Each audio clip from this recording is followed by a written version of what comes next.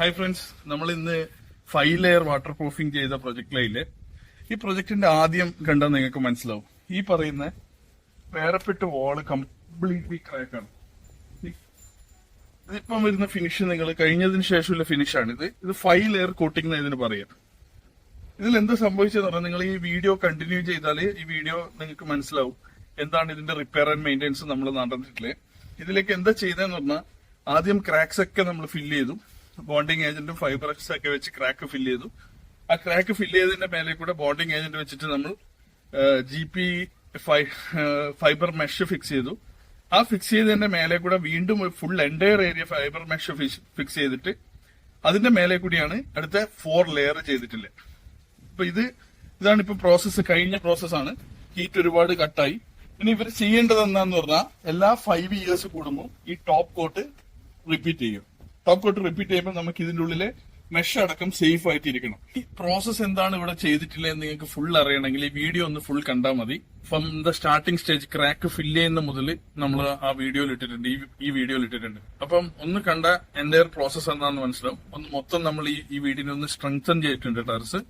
Once again ഞാൻ video sign of ചെയ്യുന്നതിന് മുന്നേ പറയാണ്, ഇതിൽ ഇവർ ചെയ്യേണ്ടത് എന്താണെന്ന് പറഞ്ഞാൽ 5 ഇയേഴ്സ് ആണ് നമ്മൾ കൊടുക്കുന്ന വാറണ്ടി. എന്നിരുന്നാലും ഈ 5 ഇയേഴ്സ് കൊണ്ട് ഇത് കംപ്ലീറ്റ് നശിച്ചു പോക്കല്ല. 5th ഇയർ ഇതിന്റെ ടോപ്പ് കോട്ട് റിപ്പീറ്റ് ചെയ്ത് കഴിഞ്ഞാൽ ഉള്ളിലുള്ള എല്ലാ ലെയറും സേഫ് ആയിരിക്കും. Okay, this is Binoy Balakrishnan signing off.